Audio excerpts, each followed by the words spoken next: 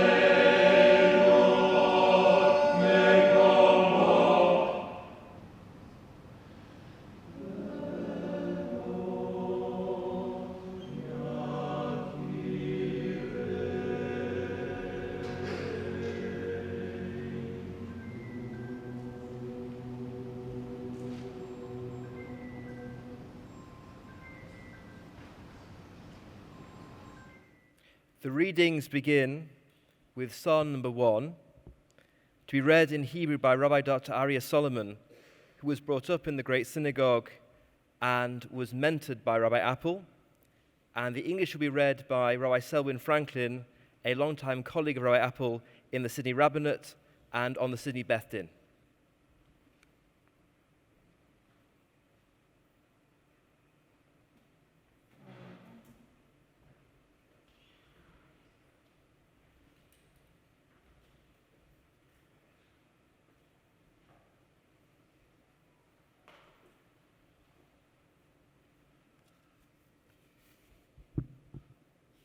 Ashrei hu ish asher lo halach ba'atzas v'shoyim, u'v'derech hatoim lo yomad, u'v'mishum leitim lo yoshav, Gim b'saratzon echepso b'saratzon yege yomam v'layla, v'hoyo k'eish osel palgei moyim asher piryo yitain v'yito, v'aleo lo yibol, v'chol asher yaseh yatzliach, lo chein harushoyim, Gim kamot asher tidben ruach, al kein lo yokum rushoyim b'mishpot, v'chatoim v'ras tzadikim.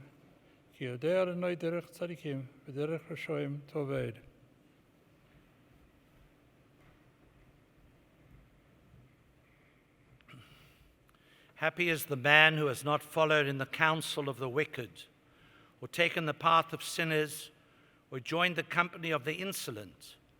Rather, the teaching of the Lord is his delight, and he studies their teaching day and night. He is like a tree planted beside the streams of water, which yields its fruit in its season, whose foliage never fades, and whatever it produces thrives. Not so the wicked, rather, they are like the chaff that the wind blows away. Therefore the wicked will not survive judgment, nor will sinners in the assembly of the righteous. For the Lord cherishes the way of the righteous, but the way of the wicked is doomed. Psalm 16 will be read in Hebrew by Rabbi Mendel Castell, OAM, who served alongside Rabbi Apple on the clergy of the Great Synagogue, and in English by Rabbi David Friedman, a colleague on the rabbinate, who also worked closely with Rabbi Apple with Mandelbaum House.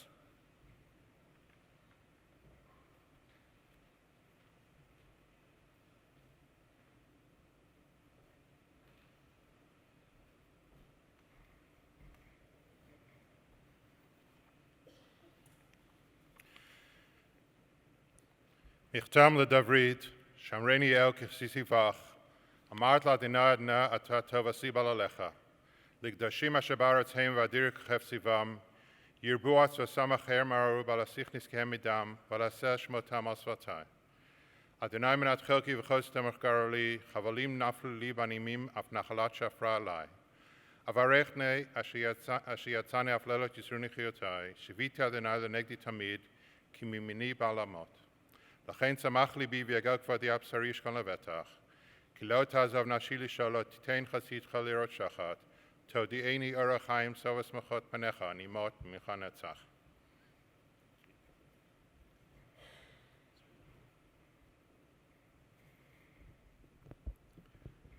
Keep me safe, my God, for in you I take refuge. I say to the Lord, you are my Lord. Apart from you I have no good thing. I say of the holy people who are in the land, they are the noble ones in whom is all my delight. Those who run after other gods will suffer more and more. I will not pour out libations of blood to such gods or take up their names on my lips. Lord, you alone are my portion and my cup. You make my lot secure. The boundary lines have fallen for me in pleasant places. Surely I have a delightful inheritance. I will praise the Lord, who counsels me even at night. My heart instructs me. I keep my eyes always on the Lord. With him at my right hand I will not be shaken. Therefore my heart is glad and my tongue rejoices.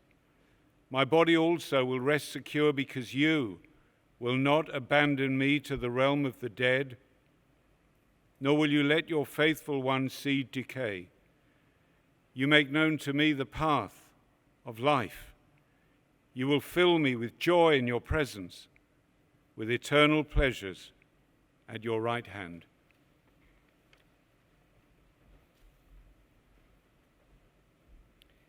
Psalm 91 will be read by Rabbi Nachum Shapiro, the president of the Rabbinical Association of Australasia, and in English by Rabbi Shua Solomon, the president of the Rabbinical Council of New South Wales.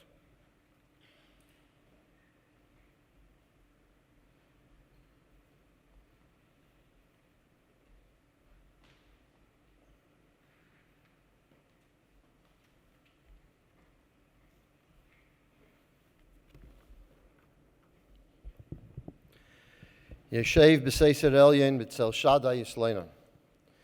Imar ladinoi machsi tzedasi elahai eftach boi. Kehu yatzilcha mepach yakush medeber aves. Be'evrasi yasach lach v'sachas knaf avtech setzina v'zacher amitei. Leisiro mipachad loila mechetzia of yemam. Midever beifel yalech miketev yoshet zarayim.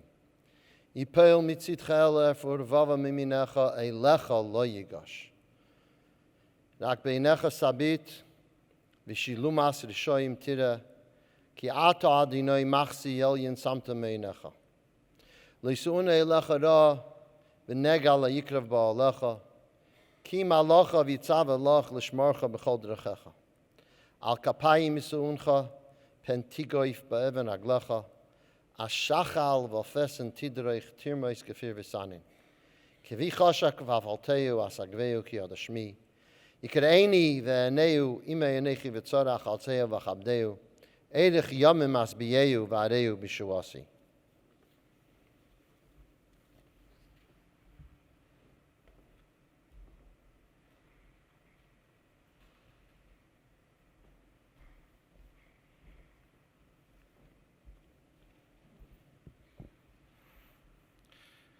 Whoever dwells in the shelter of the Most High will rest in the shadow of the Almighty. I will say of the Lord, He is my refuge and my fortress, my God in whom I trust. Surely He will save you from the fowler's snare and from the deadly pestilence. He will cover you with His feathers, and under His wings you will find refuge. His faithfulness will be your shield and rampart. You will not fear the terror of night, nor the arrow that flies by day, nor the pestilence that stalks in the darkness, nor the plague that destroys at midday. 1,000 may fall at your side, 10,000 at your right hand, but it will not come near you. You will only observe with your eyes and see the punishment of the wicked. If you say, "The Lord is my refuge," and you make the Most High your dwelling, no harm will overtake you, no disaster will come near your tent. For He will command His angels concerning you to guide you in all your ways. They will lift you up in their hands so that you will not strike your foot against a stone.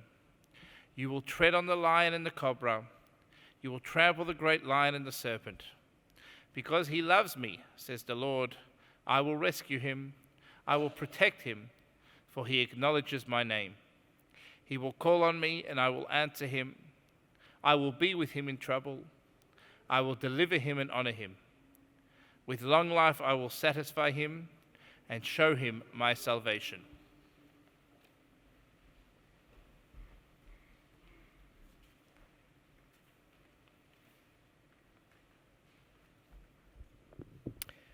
Rabbanim, distinguished guests and friends, I turn first to the Apple family, represented here this evening by Ruth Apple, and wish condolences on all our behalf to Mrs. Marion Apple and to Shmuel, Riva, Adina, and Benzion, their spouses, children and grandchildren, as well as all others who knew Rabbi Apple, worked with him, and were his friends. And I hope I can count myself not just as his successor, but also among that wide group of friends. Rabbi Apple loved tefillah. He loved Jewish liturgy. He enjoyed writing prayers, preparing guides to the service, and planning special occasions such as this one. He arranged the memorial service for his predecessor, Rabbi Porush, in 1991, and now, over 30 years later, we are gathered to pray for the soul of Rabbi Apple and pay our tributes to him. As I selected and read through the Psalms we have just recited, I thought how appropriate they were for this occasion. The teaching of the Lord is his delight, and he studies that teaching day and night. He is like a tree whose foliage never fades. The lines have fallen for me in pleasant places. Surely I have a delightful inheritance. Because he loves me, says the Lord, I will rescue him. I will protect him, for he acknowledges my name. He will call on me, and I will answer him. I will be with him in trouble. I will deliver him and honor him. With long life I will satisfy him and show him my salvation. Rabbi Apple was a constant student and teacher of Torah.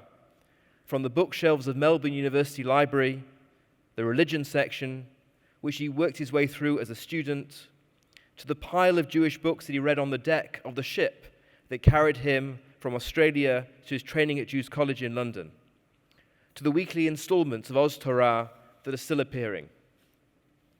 That passion did not fade in old age. Although he slowed down physically, he retained his intellectual vitality and continued to write on classic and contemporary issues to the end. And I always knew that an email I sent to him would receive a swift, precise, informative, and helpful reply. As he told his last Ne'ilah service as rabbi standing here in 2004, he was grateful to God for casting my lines in pleasant places. He was happy at the great synagogue, for its ethos and traditions, and for the wider role it encouraged. He worked hard, very hard in fact, for his 32 years here, as he had done during his 13 years at the Bayswater and Hampstead synagogues in London, and as he continues to do after retirement.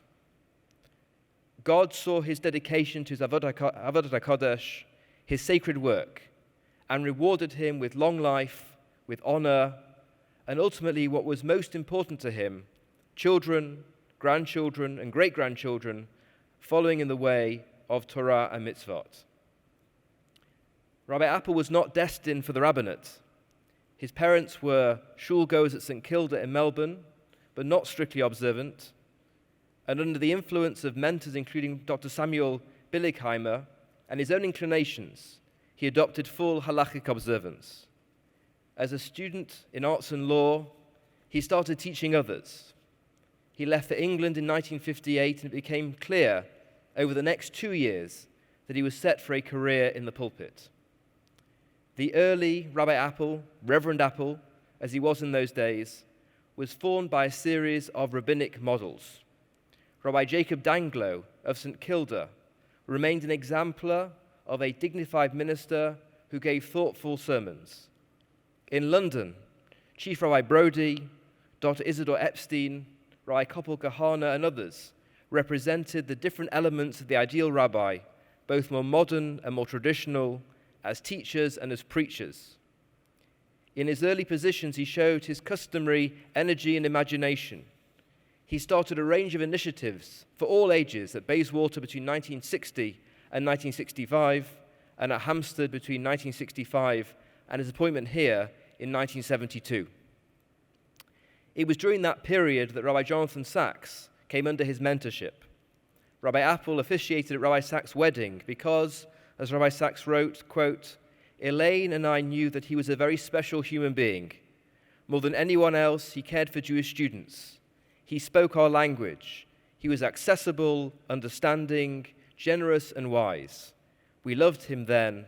We love him now." That reveals a side to Rabbi Appel which is different to the more formal and reserved image he is sometimes associated with, but which was always revealed to those he mentored throughout his time in Sydney, the youngsters he took under his wing, the people who saw him in his informal moments. He certainly felt that he had left the great warmer, friendlier, and less starchy than he'd found it. Rabbi Porish believed the same thing about himself as well. And both can be correct if we compare what they inherited and what they bequeathed. When Rabbi Appel arrived in Australia, all the major rabbis of the community shared his style of dress, of speech, of attitude. They followed the ideal of the cultured Western European rabbi. Some of the younger rabbis at the end of his career had rejected his model of Torah im derech eretz, a combination of Jewish and wider culture, and a religiously motivated engagement with the world. Rabbi Appel was aware of this and wryly contrasted their disapproving attitude with their continued and continual requests for his help and advice, which he gave generously and which often solved their problems. He did share with the new generation a preference for the rabbi as scholar and teacher over the old Anglo-Jewish model of pastor and functionary. In Sydney, he showed his courage. In his last Ne'ilah sermon at Hampstead, he was booed for calling to an end to their mixed choir. The choir here became all male at his insistence a year after he arrived. At the same time, as someone who was guided by both halakha and an inclusive ethos, he greatly expanded the role of women within the synagogue, most notably the Shabbat morning individual bat mitzvah, women on the executive, and through his support of the Sydney Women's Tefillah group. He made other major changes at the Great Synagogue in its liturgy, introducing the priestly blessing, Birkat Kohanim, and the Israeli pronunciation into services. Is there a paradox here? Was Rabbi Appel a traditionalist or a progressive? In a sense, he was both. He was a Jewish religious leader at a time of transformative change. Sydney and Sydney Jewry altered more between his arrival and his retirement than in any other period of similar length. When it came to substance, Rabbi Appel did not fear change. As well as his innovations within the synagogue, he pioneered and championed Aboriginal reconciliation, interfaith dialogue with Muslims as well as Christians, and he publicly favored a republic in the 1990s. That is because, although his external forms remained traditional, and he loved and upheld the dignities, decorum, and historic practices of the Great Synagogue, inside he possessed a marked progressive streak. As someone raised in the 1940s, trained in the 1950s, and who found his rabbinic style in the 1960s and 1970s, by the early 21st century, he was bound to reflect the world in which he was formed, even as he helped to create the new world that we have inherited. What insights into both worlds we have lost now he is gone. Rabbi Appel kept amazingly busy. I think he was addicted to work. And he and we have Marion Appel and their children to thank for his scope to do that work. Within the Great Synagogue, he was a totally involved rabbinic leader. In any document relating to the synagogue and its running, his handwriting is literally all over it. He was passionate about the education center, the folk library, the A.M. Rosenblum Museum. There were streams of booklets and, of course, all the namings, marriages, funerals, and services, week in and week out. His congregational efforts were not confined to the synagogue building, but included his home, in his family's surroundings.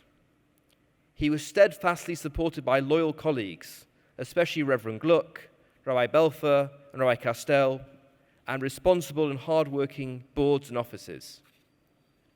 Outside the synagogue, he was involved in a blizzard of organizations: the Jewish Board of Deputies, the ECAJ, the Australian Jewish Historical Society, the Sydney Beth Din, military and police chaplaincy, the universities, Mandelbaum House, the BJE, state and national rabbinical associations, interfaith bodies, Freemasons, and more. In what spare time he had, he wrote, and his copious writings on Torah and history will be a lasting legacy. What did Rabbi Appel achieve? He found the Great Synagogue large and strong, and he left it large and strong. He guided many individuals, from a member who needed help to heads of government and heads of state. He made a huge contribution to very many organizations, but ultimately, his legacy was less formal. He said this in that Ne'ilah sermon in 2004. I have tried to build not edifices but attitudes, not buildings but bridges, not institutions but ethics. If Australians and Australian Jews are a little saner and more tolerant because I happen to be here, then I am content. We could answer that his efforts were successful through ceaseless restatement of the ideals he most believed in: truth, tolerance, respect, integrity, dignity, reason, and faith. He made his impact. He should be content, and we should be grateful. Yehi Zichro Baruch. May the memory of Rabbi Dr. Raymond Appel, Moreno Harav Betzalel, Ben Chaim Yitzchak be a blessing, and more importantly, may it continue to be our guide. I now invite Rabbi David Rogut, OAM, to speak on behalf of the rabbinate.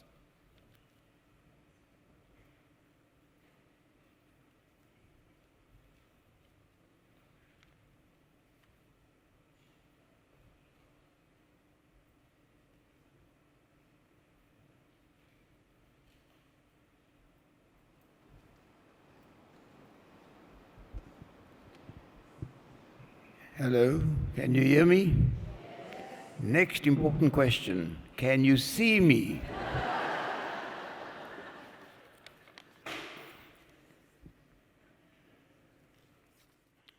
Rabbi Alton phoned me about 3 weeks ago and said, Rabbi Rogut, you know we're having a shloshim tonight. I said, of course I know. Are you coming? I said, of course I'm coming. He said, we want you to speak about Rabbi Appel and the rabbinate, which he's done already very well. Having said that, I assured him I will. But he said one condition, it's got to be short. I said to him, don't you worry. You've forgotten that I'm a first-class, highly qualified mole. And believe me, I know how to cut short.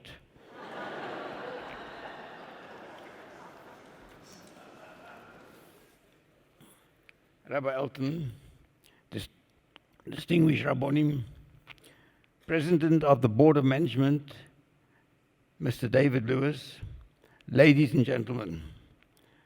The Talmud relates in one of the volumes tractates called Sanhedrin, Chaval al de Avdin velo mishtakchin. Woe to a world, woe to a congregation which loses a great leader, for it is indeed very, very difficult to replace and to replenish the loss. We are gathered here tonight to pay tribute to our beloved and distinguished Rabbi Dr. Raymond Apple, who graced this very synagogue for so many years with distinction. On my arrival in Sydney in 1975 to take over the rabbinate of the North Shore Synagogue,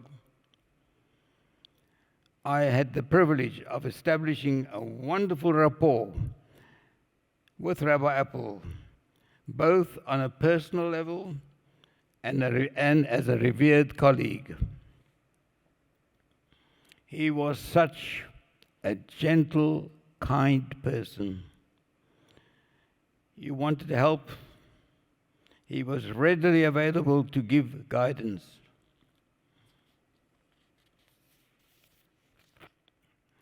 He was a loyal colleague who inspired so many of his co-workers and always observed strict confidentiality in all his deliberations.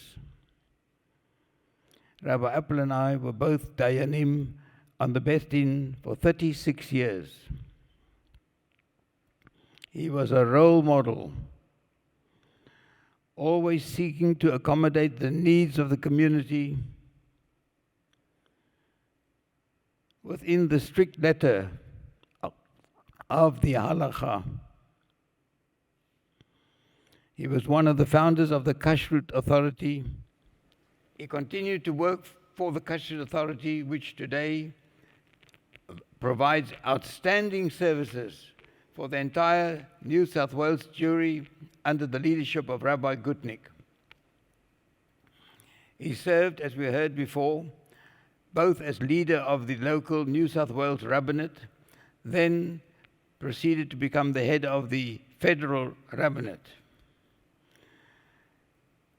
We would call him the uncrowned chief rabbi of Australasia. He is no more, but he leaves a vacuum in all our lives. On behalf of the rabbinate, we express to Marian and family strength in this challenging time.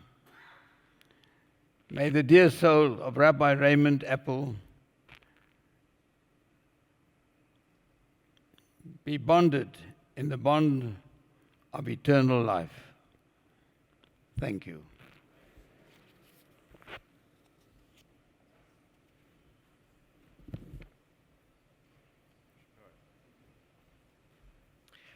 Roslyn Fishel OAM, a former president of the Great Synagogue, will speak on behalf of the lay leaders of the Great Synagogue.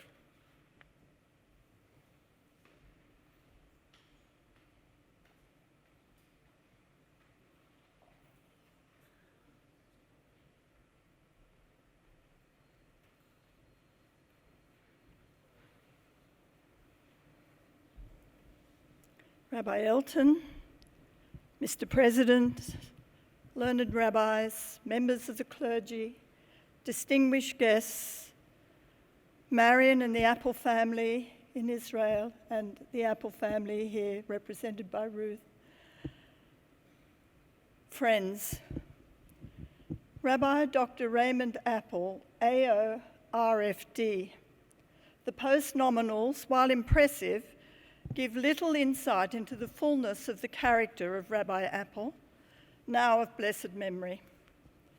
Erudite scholars have spoken about his achievements within his own congregation and his efforts for the betterment of the broader community of the Australian people.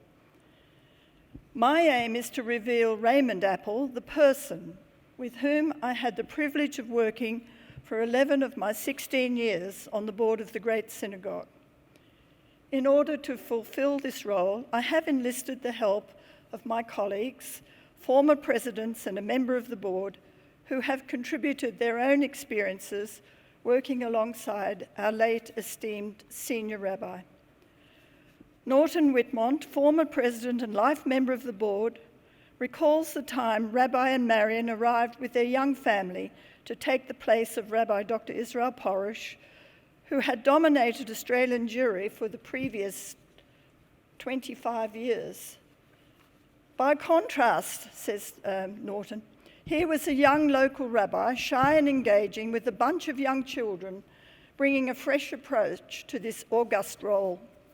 In the fullness of time, Rabbi Apple became the reference point, not only for the Jewish community, but for every government in Australia. He became the confidant of politicians of every persuasion. He played a pivotal role in interfaith communication and cooperation. He was the driving force behind the Australian Jewish Historical Society and was intimately involved in the organisation and preservation of the Rabbi Falk Library. Rabbi Apple was the quiet guiding hand of many organisations. He sought no recognition for this important role. At the conclusion of his time of service to the congregation, he had reached the status of a sage, while still being quiet, unassuming, modest, and very approachable. Former President David Newman gave an eulogy for Rabbi Apple at the Lodge Mark Owen recently. He said, "There is so much to say about the man, but in retrospect, I was blessed to have worked with him, gained from his intellect, and learnt from his diplomacy." Former President, now Synagogue Governor Jake Selinger says, "Rabbi Apple was always impressive. His intellect and knowledge of history, religion, contemporary politics, and interfaith issues belied the fact that he was by nature quite shy. During my presidency," says Jake, "when the tragedy of losing our younger son David struck our family in January 2001, although he was in Israel at the time, Rabbi Apple spent a considerable amount of his time giving support. As well, he offered himself as teacher for our son Ben's bar mitzvah, going way beyond what other teachers normally do. At the time, Sue's father was very ill, so Rabbi suggested bringing a Sefer Torah to Sue's parents' home, where he organised a minyan and conducted a mincha service so that Ben's grandfather could hear his grandson laning from the Torah. Jake says, "That for me, that was the mark of a real mensch, a truly great man whose kindness and compassion in our time of need will never be forgotten." Board member Avril Simon recalls from her regular meetings with Rabbi Apple his keen interest and knowledge of the synagogue's textile collection. Avril was also the chair of the Education Committee and noted that Rabbi was able to communicate to all. He could articulate ideas with fluency and humour and was pragmatic and honest in his answers to questions. He was devoted to the production of the Oz Torah Weekly teachings, which he developed in the latter part of his term with TGS, and which have continued long after. My portfolios as a board member covered a wide range of duties, but most rewarding were those working with Rabbi to enhance the role and participation of women. I found him to be a wise and willing mentor, always calm and approachable, even when he was extremely busy. Rabbi was not inclined to impose change to traditional roles until the need arose from within the congregation. But without his support, women would not have been allowed to assume roles of leadership on the synagogue executive. Rabbi conducted services with dignity and formality, observing the traditions of the great and insisting on decorum. No throwing of lollies for bridegrooms or bar mitzvah boys was permitted during his time.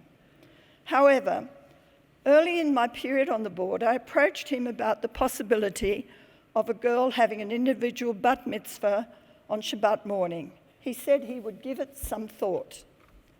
In due course, he called me into his office with a proposal which would be acceptable under halakha, Orthodox Jewish law. In the first year, we had over 30 applicants. Thus began several initiatives to include women and girls in the services when appropriate within halakha, such as carrying the Torah around the women's gallery and the creation of an annual Women's Shabbat, during which a woman of achievement would be honored as a speaker.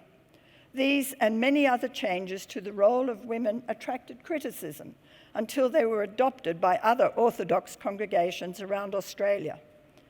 Marion was a staunch supporter of all these initiatives for women, and her loyalty and strength helped him through this period of difficulty.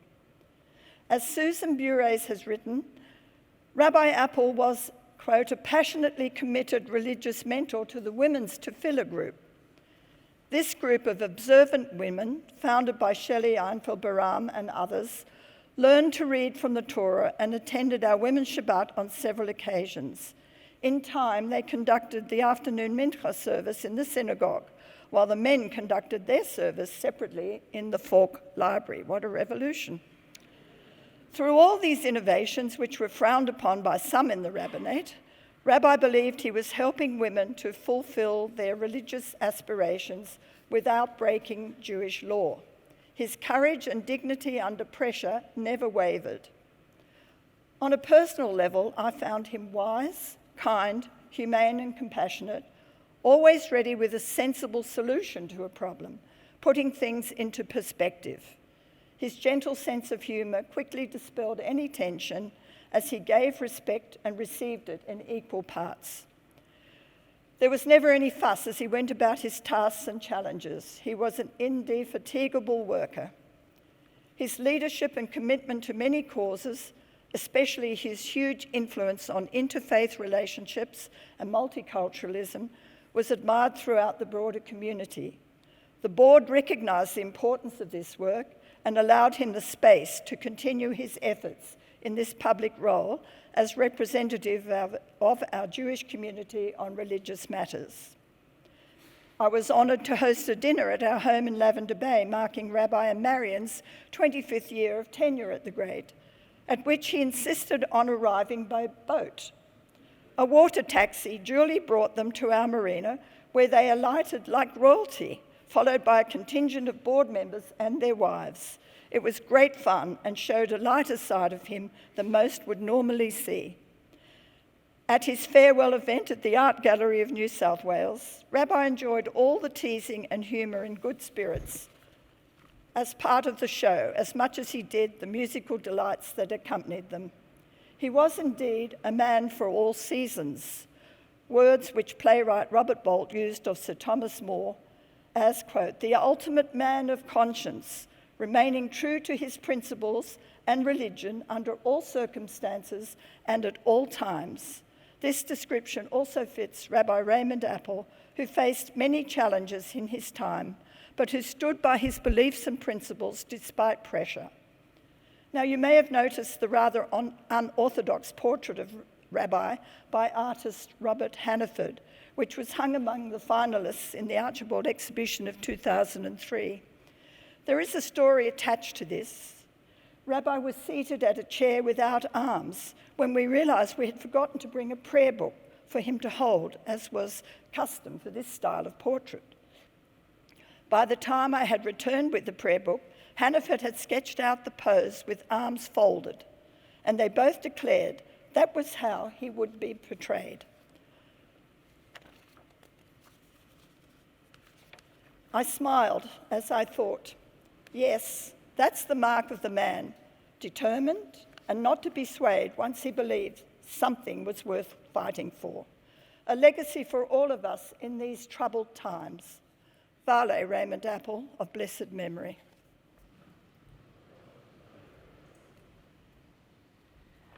Professor Emerita Susan Rutland, OAM, will speak about Rabbi Apple as a historian and a wider communal leader.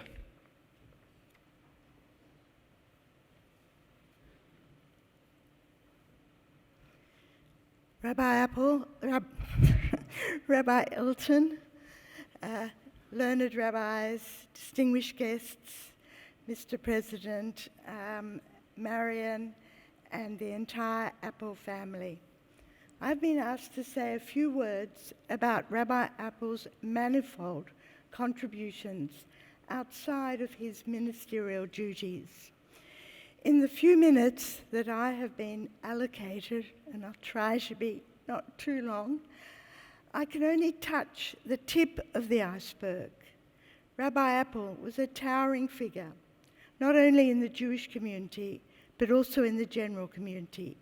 In his quiet, determined, but diplomatic way, and he was an outstanding diplomat. He became a highly respected spokesperson for our community. Rabbi Apple's authoritative position reflected his deep knowledge and passion for Australian Jewish history, a passion which began at a very young age. Over a period of 65 years, Rabbi Apple dedicated so much of his life to contributing to the workings of the Australian Jewish Historical Society. As a young man of only 19, he was involved in the foundation of the Victorian branch of the Society in 1954. In 1973, when he assumed the position of senior rabbi at the end of 1972 of the Great Synagogue, with typical modesty, he assumed the title of chief rabbi. He said, "I'm senior minister." He immediately became involved with the Sydney branch of the Society, following in his predecessor, Rabbi Porish's footsteps. He joined the committee, and after the late Maurice Forbes stepped down as president, assumed the presidency.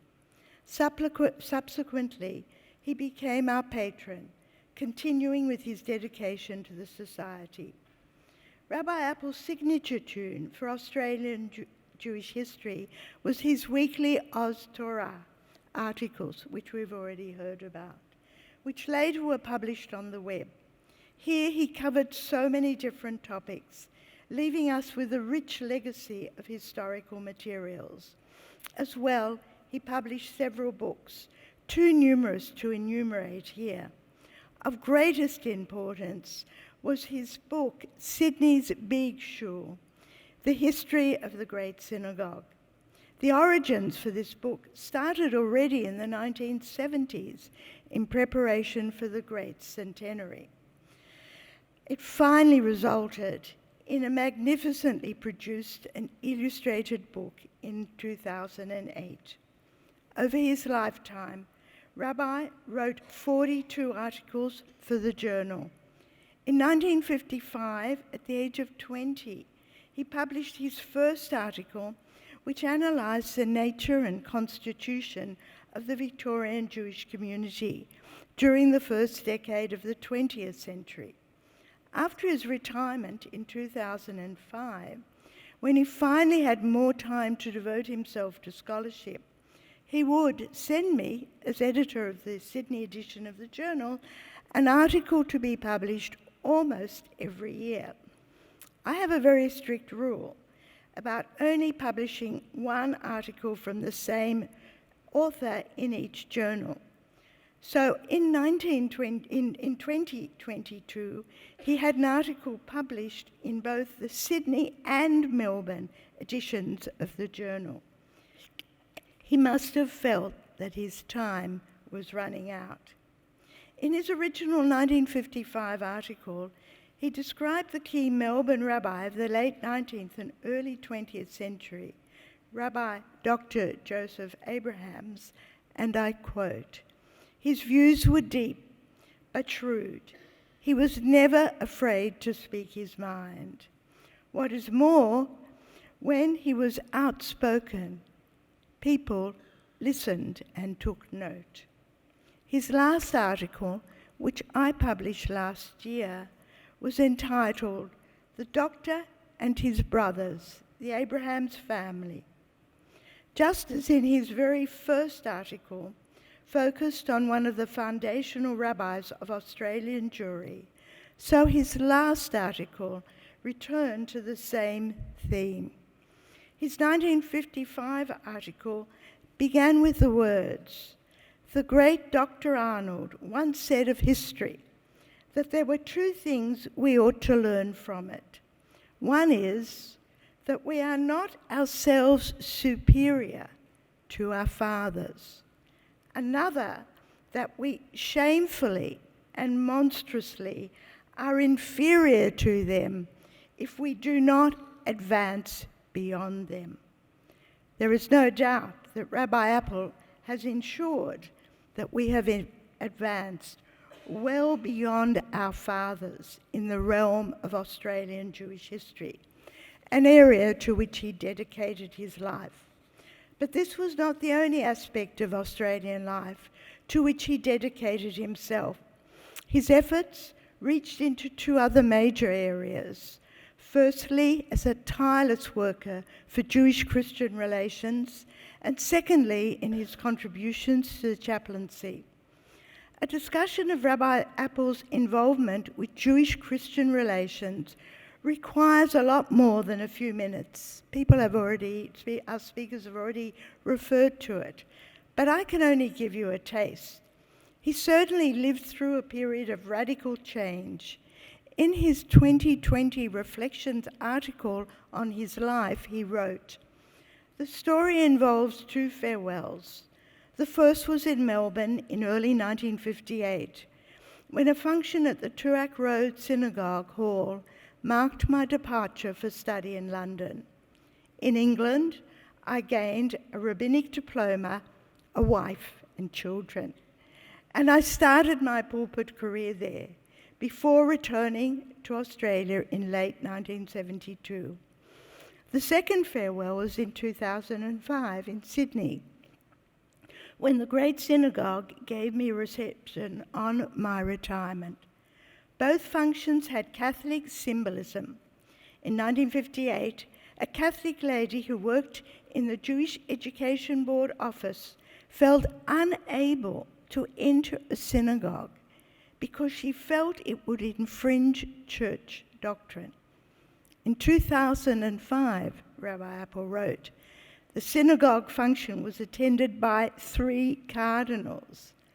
No one thought it strange, not even the cardinals.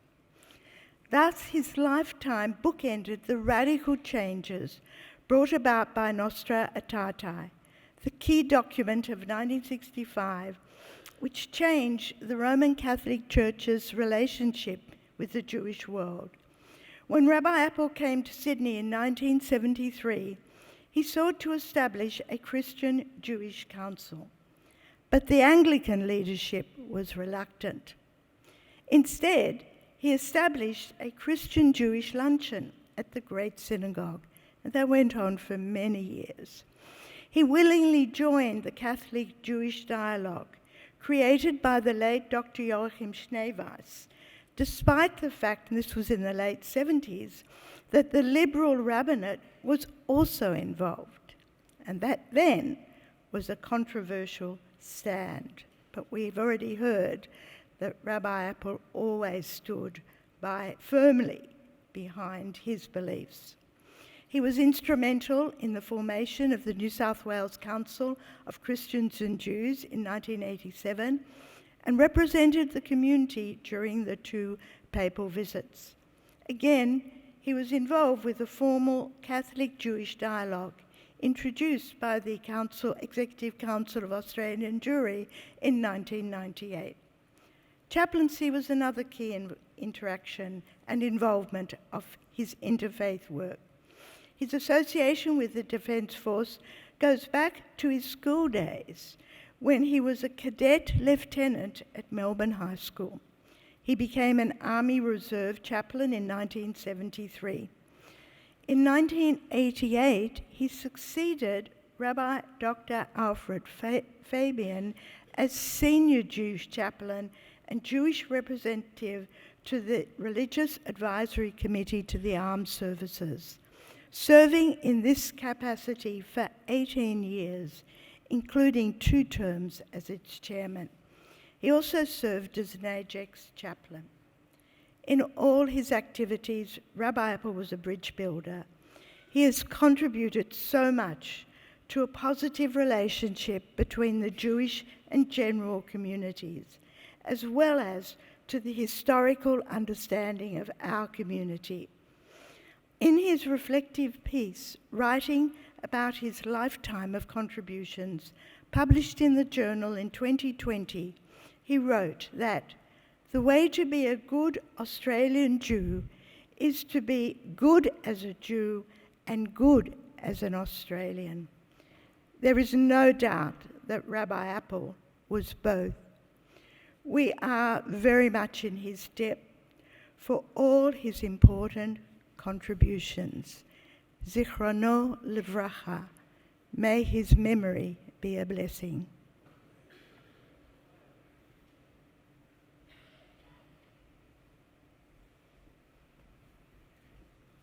We close the tributes with a message sent by Mrs. Marion Apple.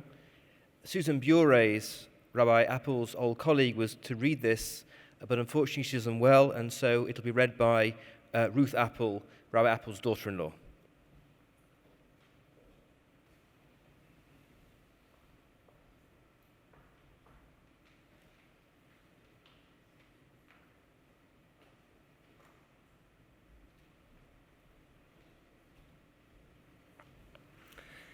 It's my privilege to read the tribute written by my mother-in-law, Marion Apple. I want to say hello and thank you to all our friends and former congregants who have come tonight to honor Rabbi Apple's memory.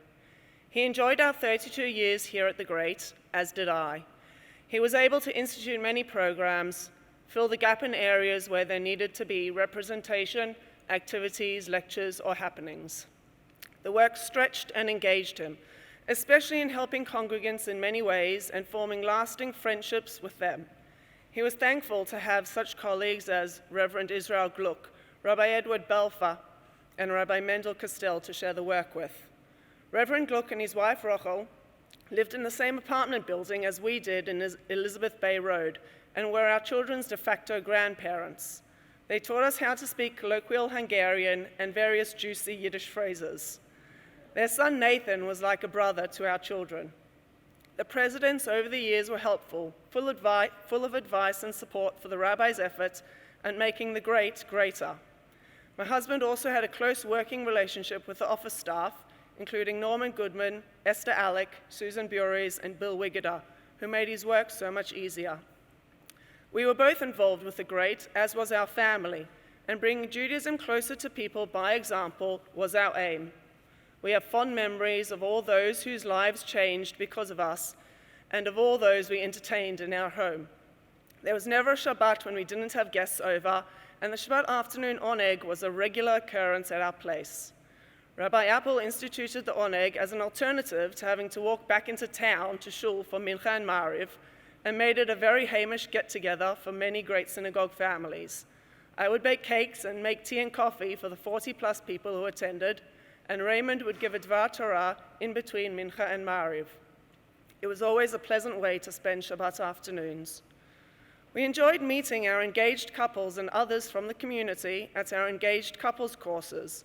It was a two-way relationship as we became part of their successful and happy marriages and really got to know our younger members who felt they had met a rabbi they could talk to should the need ever arise. We met many famous people over the years, including politicians, ambassadors, clergy, and academics, and famous visitors to Sydney. They included Israel's President Chaim Herzog, the Pope, and even Queen Elizabeth. Quoting from the rabbi's memoirs about the meeting with the Queen, I met the Queen at a reception at the Wentworth Hotel. The then Premier of New South Wales, Neville Wran, was walking Her Majesty through the assembly. I was standing with Cardinal Freeman, and the Premier said, "Your Majesty, may I present His Eminence the Cardinal? May I present Rabbi Apple of the Great Synagogue?" The Queen shook hands. I told people I didn't wash my hands for weeks. And quick off the mark, because she is such a professional, she said, "The Great Synagogue, is that in Sydney?" I felt like saying, "Yes, Your Majesty, and every week we pray that you should have nachas from your children." But I behaved myself. We were on friendly terms with our interfaith colleagues and other Sydney rabbis, both Orthodox and Reform, And when they were invited to our sons' bar mitzvahs or our children's weddings, they felt part of our family, as did our congregants and friends. So what did it feel like for over 30 years to be the rabbi and his wife of this large congregation? It was not just a job, it was our life, almost our family, as we celebrated with those at a simcha and mourned with those in trouble. They were people we cared for and whom we are still in contact with by email or whom we see when they visit Israel. During the last 18 years here in Jerusalem, the pace has been different. Raymond was involved with writing and with activities of the Israeli branches of the Jewish Historical Society of Britain and the Rabbinical Council of America, of which for a time he was president. Our children and grandchildren, and even our great-grandchildren take up our time, and they are always more expected at regular intervals, Ken Yabu. As a fitting ending, I will quote the prophet Micah, who sums up Raymond's life well. What does the Lord require of you? To do justice, to love mercy, and to walk humbly with your God. If that is Rabbi Appel's legacy, we can only be proud.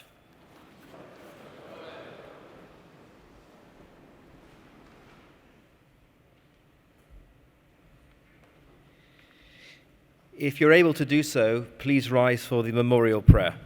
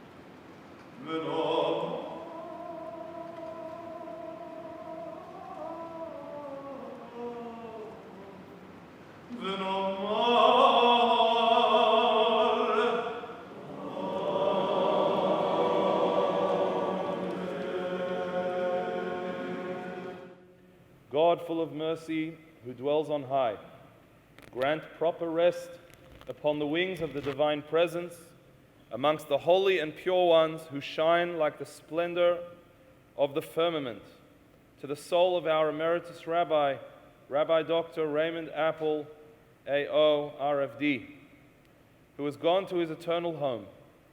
May he rest in the Garden of Eden. May the Master of Mercy shelter him in the cover of his wings forever and bind his soul with the bond of life.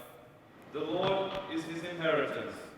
May he rest in peace, and let us say Amen.